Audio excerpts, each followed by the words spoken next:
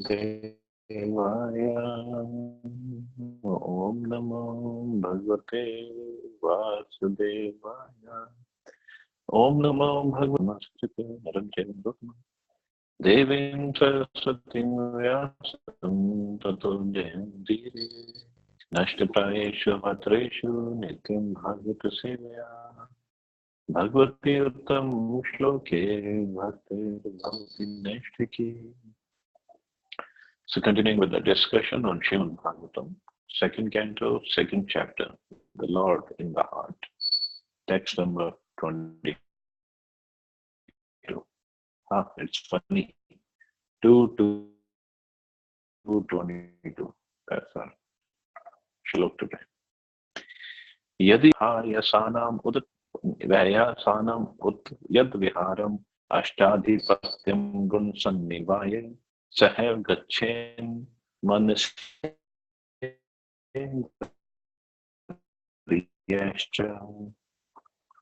So Shivdev Goswami is further saying, however, O king, if a yogi, so in the previous verses he had mentioned how a yogi leaves his body, he rises, he uprises his life air from the lower chakras to higher chakras and uh, leaves his prana from the Brahmarandra or the topmost chakra.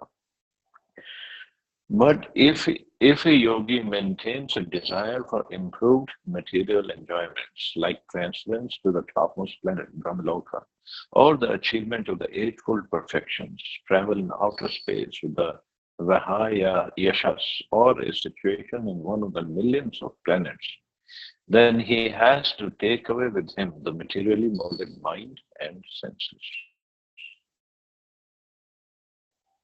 So the yogi is supposed to not have any material desires. Basically, that's a yoga process. So perfection. But if, however, he maintains, then he can go to even to the topmost planet like Brahmaloka. So he can achieve all this, no problem at all. It just like let's see in the purport, the Prabhupada mentions it in the purport. In the upper status of the planetary systems, there are facilities thousands and thousands of times greater for material enjoyments than in the lower planetary system. The topmost planetary systems consist of planets like Brahmaloka and Dhruvaloka, the polar star, and all of them are situated beyond Maharloka. Of course, Dhruvaloka is part of the Vaikuntha planet in the material world, but it's even beyond Maharloka. The inhabitants of those planets are empowered with eightfold achievements of mystic perfection. Those Ashta Siddhis that we were talking about yesterday, the inhabitants of those lands, they already have all those eight Siddhis. They do not have to learn and practice the mystic processes of yoga perfection and achieve the power of becoming small like a particle. That is Anima Siddhi, small like a Anima Siddhi is also known as smaller than the smallest. They can become, a yogi can become, or lighter than a soft feather, Laghima Siddhi.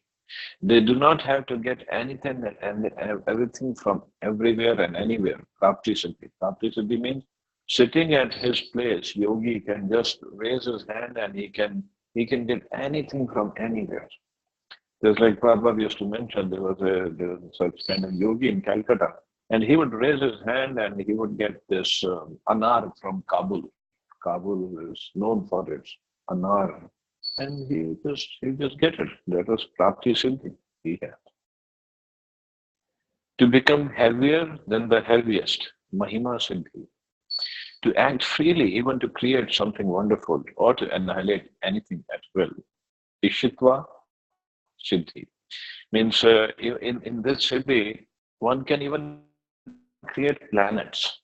He has so much of power, yogic power, to control all material elements, Vashitva Siddhi, to possess such power as will never be frustrated in any design.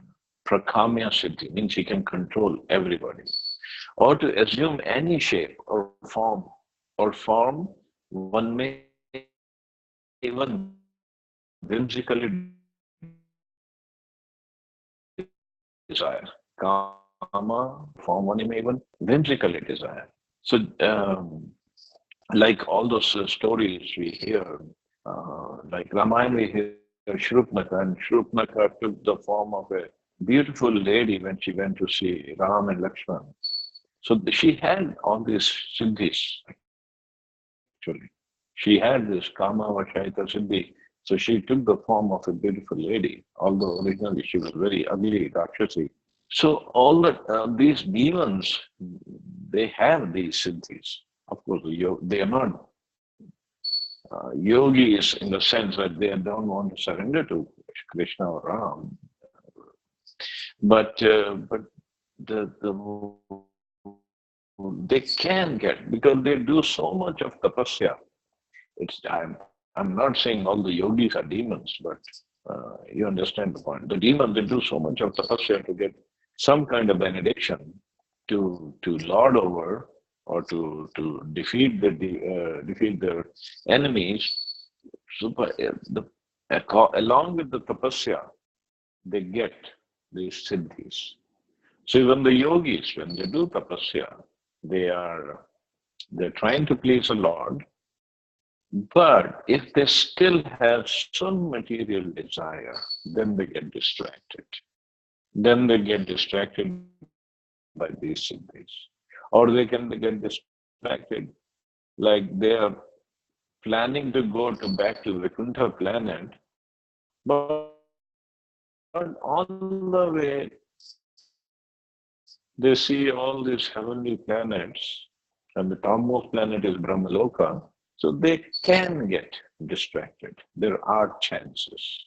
It's just like if you ever Jaipur or some other place, and on the way we find some beautiful garden and we stop by, and we find some beautiful village. Oh, we can stop here for a while and then go, something like that. So Prabha saying that Brahmaloka or higher planets, everybody has these cities. It's not a big deal over there. All this for the inhabitants of those higher planets. They do not require any mechanical help to travel in outer space, and they can move and travel at will from one planet to any other planet within no time. The inhabitants of the Earth cannot move even to the nearest planet except by mechanical vehicles like spacecraft. But the highly talented inhabitants of such higher planets can do everything very easily.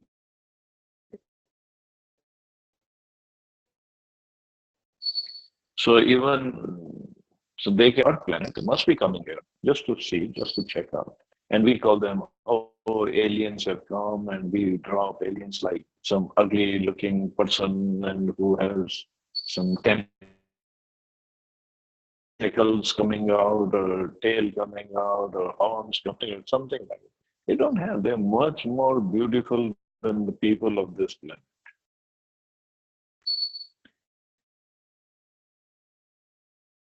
Even both planetary systems, they are under, they're below Earth. There are some heavenly planets also, and of course, above Earth are heavenly and more than heavenly planets. So anybody from those planets, if they come to Earth, they're more beautiful and they have more powers than the people on Earth.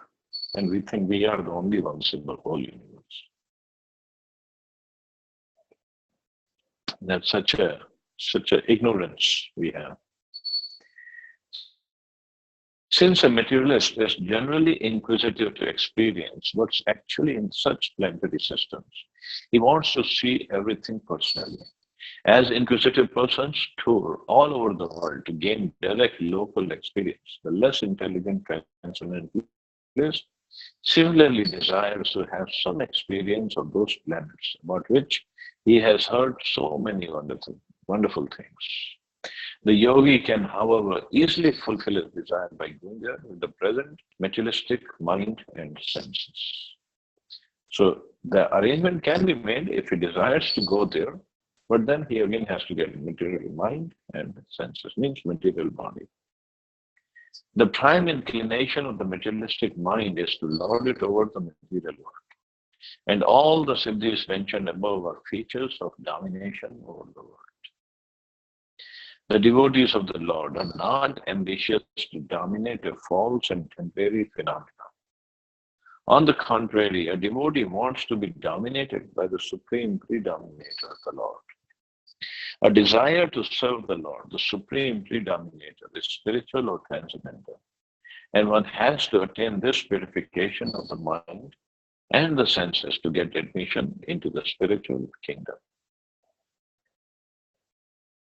So a materialistic mind means he wants to lord it over. He wants to be the enjoyer, be the controller, be the proprietor. A spiritual mind is, I want to serve. And this is what Prabhupada is saying. A desire to serve the Lord, the supreme predominator, the spiritual or transcendental. This is the desire we have to develop. Chanting of Hare Krishna Mahamantra also means the same thing. We are begging the Lord, we are begging Shrimati Radharani and Krishna, oh Krishna, please engage me in your service. Means give me more and more service. The service of Krishna also means service of his devotee, service of his energy, service of his creation, but in a serving mode. Even while serving, if we get this mood of I am the controller or I am the enjoyer, then again it's not a service, it's a disservice.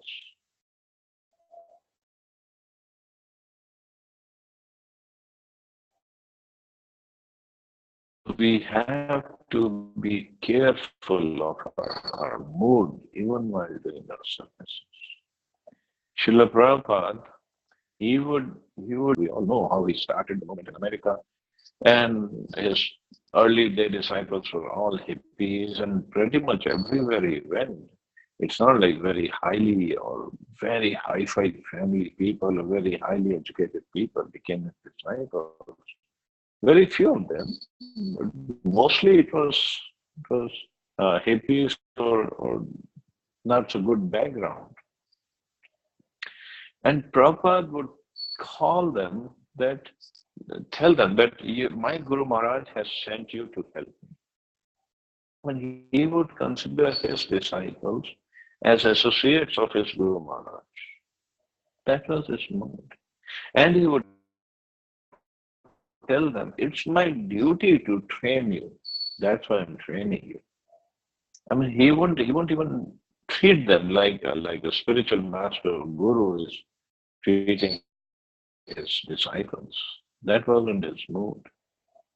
Of course, to train them, he took some heavy mood, but the internal mood was, they are all sent by my Guru Maharaj to help me. So he was so humble.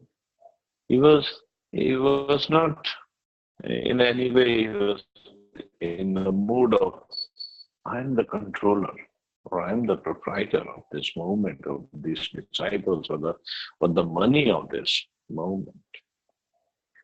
So in service, we have to keep that mood in our mind.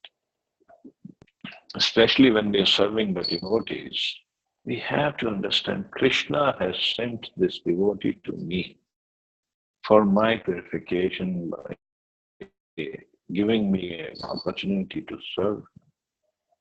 That's why Prabhupada is writing. One has to attain this purification of the mind and senses to get admission into the spiritual kingdom. What is a purification? It's the desire to serve the Lord. Right now, we are trying to be the enjoyers, controllers, proprietors. Mood should be to serve the Lord.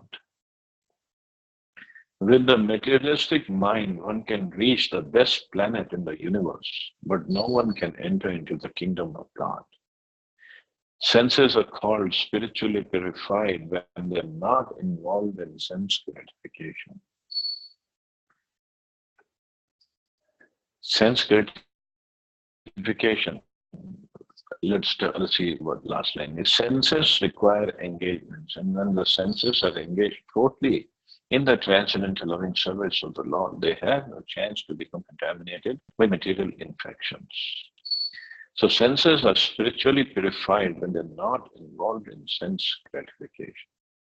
So sense gratification, yes, there are two kinds. One is gross, means if I want to eat something, I go and then eat it without offering. I want to see something, I want to hear something, I want to touch something beautiful or soft. So I go ahead and do it. So gross sense gratification can still be minimized. But what about the subtle sense gratification? When I yearn for a desire, that is even more dangerous.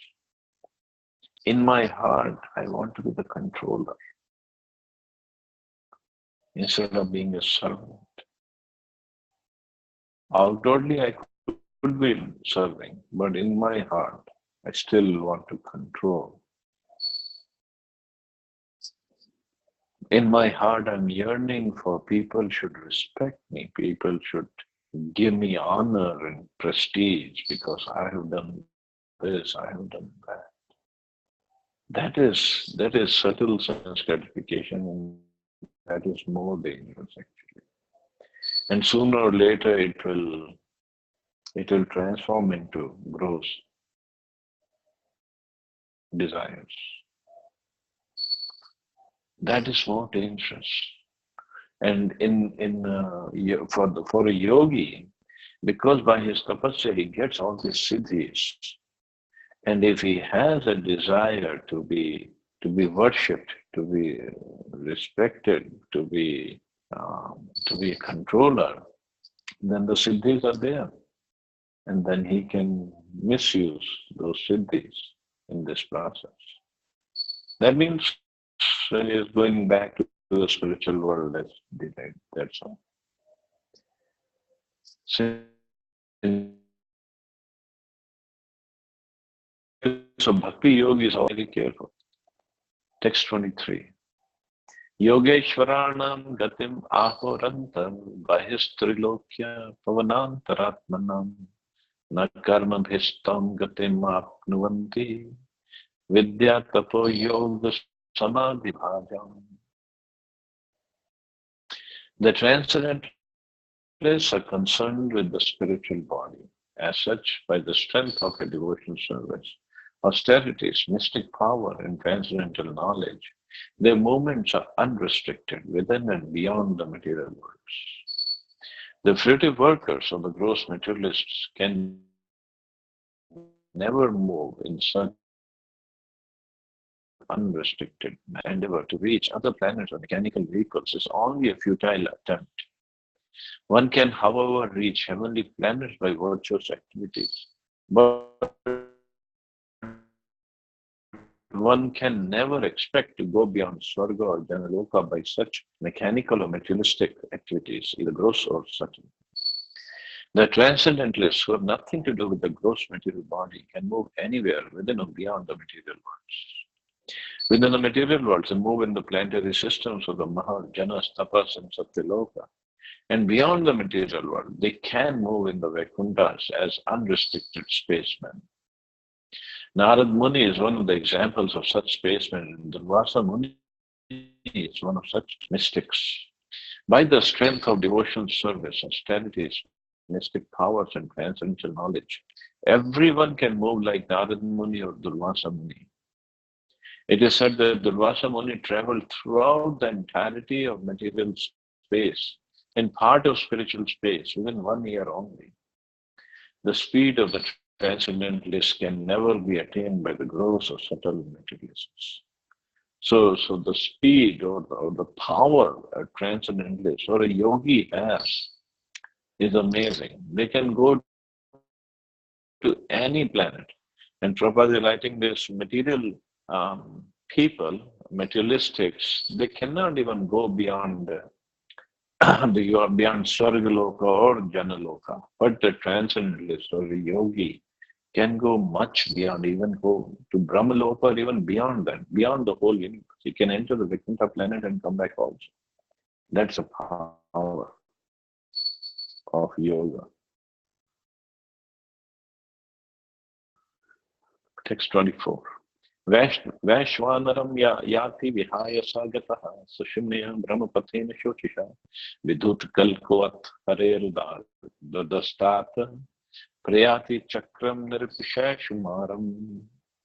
O king, when such a mystic passes over the Milky Way by the illuminating Sushumna to reach the highest planet, Brahmaloka, he first goes to Vaishvanar, the planet of the deity of fire, wherein he becomes completely cleansed of all contaminations, and thereafter he still goes higher to the circle of Shishumar to relate with Lord Hari, the personality of the polar star of the universe, and the circle thereof is called Shishumar circle, and thereafter the local residents, planets of the personality of Godhead, Shirudaksha Vishnu, is situated. Before reaching there, the mystic passes over the Milky Way to reach Brahmaloka. And while going there, he first reaches Vaishvana Loka, where the demigod controls fire. On Vaishvana Loka, the yogi becomes completely cleansed of all dirty sins acquired while in contact with the material world. The Milky Way in the sky is indicated herein as a way leading to Brahmaloka, the highest planet of the universe. These are some technical details that Sridhar Goswami is speaking of, how to get to Brahmaloka.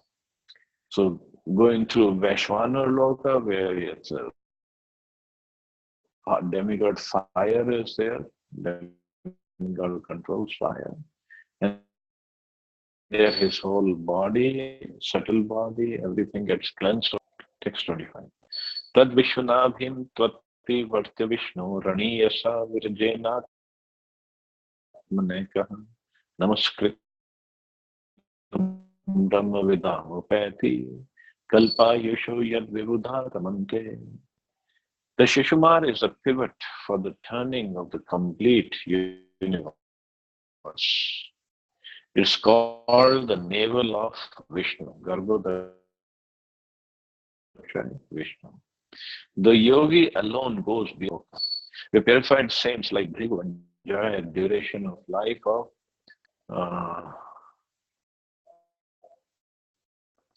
43 or I don't know how many billions of solar years. 4.3 billion years. This planet is worshipable even for the saints who are transcendently situated.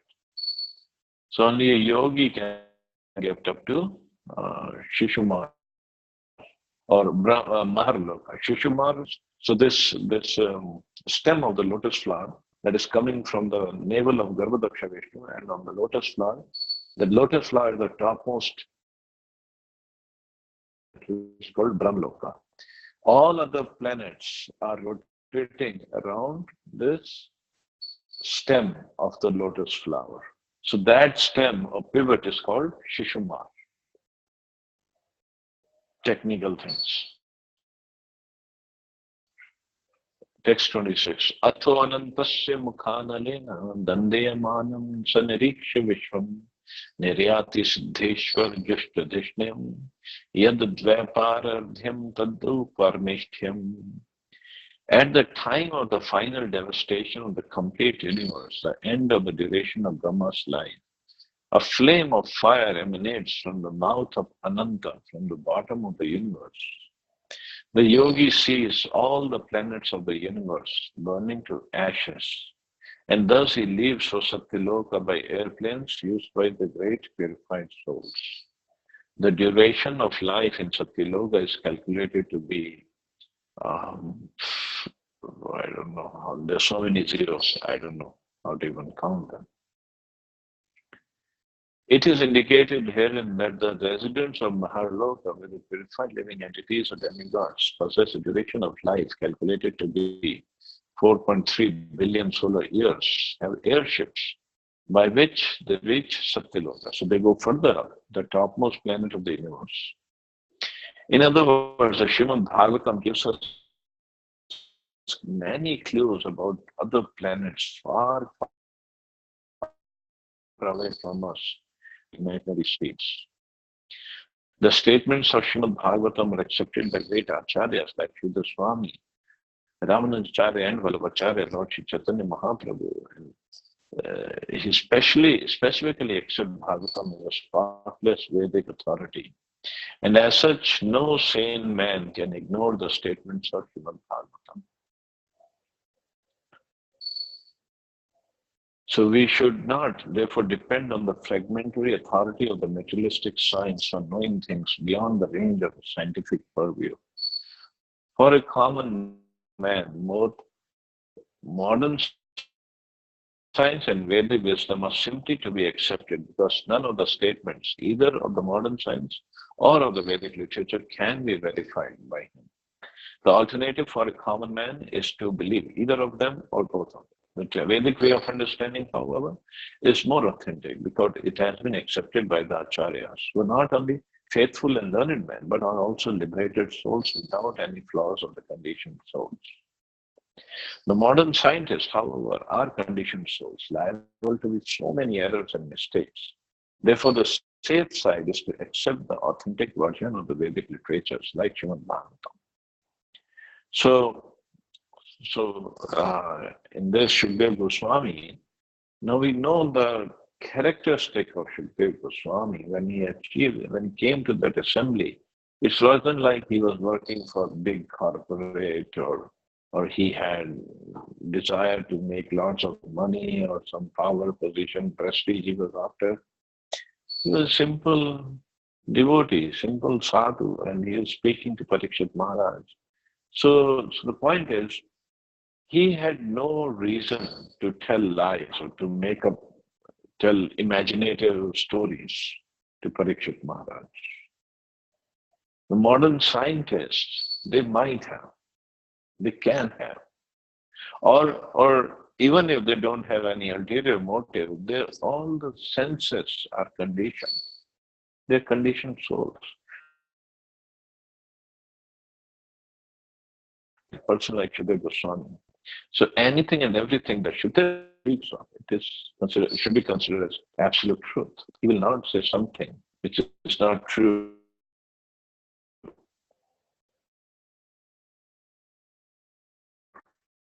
So it is truth. It is absolute truth.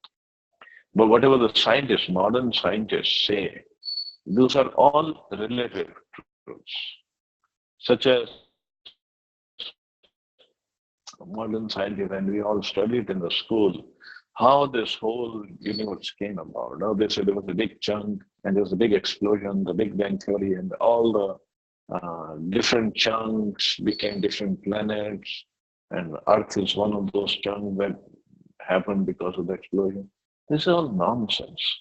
Theories again. Complete nonsense. It's not even a theory. Nobody has proved it. It's a hypothesis only. It's just something they just thought of, and everybody get around and they'll give them Nobel Prizes for all this lies that are being circulated. Just like when we were little, when we were studying the planetary systems or the planets, and they always used to say there are 9 planets. But now they say, though they're not 9, there are only 8 planets. I don't know what happened to the 9th planet, which somehow they lost it. So the modern scientists, you cannot really trust them. Of course, they have done wonderful jobs. I'm not against science. They have done wonderful jobs in terms of medical inventions and other things. They have done wonderful. There's computers. Otherwise, I couldn't be sitting in America and giving class in India and everybody attending the class in India. These are wonderful creations they've done. But it's not like whatever they say, it has to be truth. That's what it is. But the person like Shukdev Goswami or Ved Vyas and Anandji, when they say,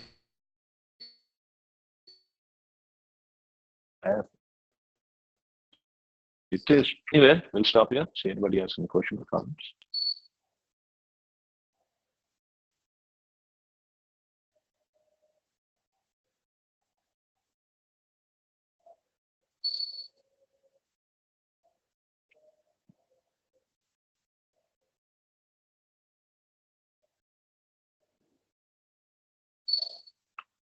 I guess it's too cold. So you all have a wonderful day. Stay warm. Hare Krishna. Jai Shri Prabhupada.